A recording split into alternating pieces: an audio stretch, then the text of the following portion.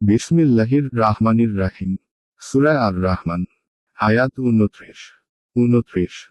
আকাশমণ্ডলী ও পৃথিবীতে যা আছে সবাই তার নিকট প্রার্থী, প্রতিনিয়ত তিনি অতি গুরুত্বপূর্ণ কাজে রত। আয়াতের তাফসীর।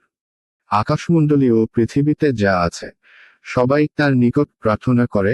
1. তিনি প্রত্যহ এক ব্যাপারে রত। 2. অর্থাৎ সবাই তার মুখাপেক্ষী এবং তার দ্বারের ভিখারী। 2. প্রত্যহ বা প্রতিদিনের অর্থ সব সময়। শান অর্থ বিষয় বা ব্যাপার, অর্থাৎ সব সময় তিনি কোনো না কোনো কাজে ব্যস্ত থাকেন।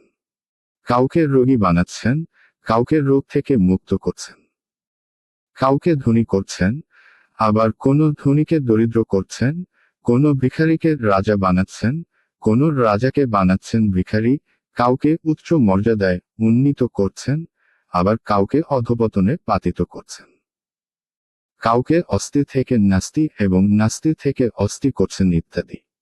মোট কথা বিশ্বজাহানে এ সব কিছু হচ্ছে তারই নির্দেশ ও ইচ্ছায়।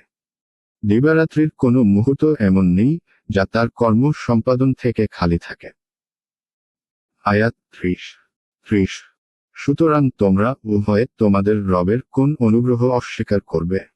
আয়াতের তাফসীর। অতএব তোমরা উভয়ে তোমাদের প্রতিপালকের কোন কোন অনুগ্রহকে মিথ্যাজ্ঞান করবে?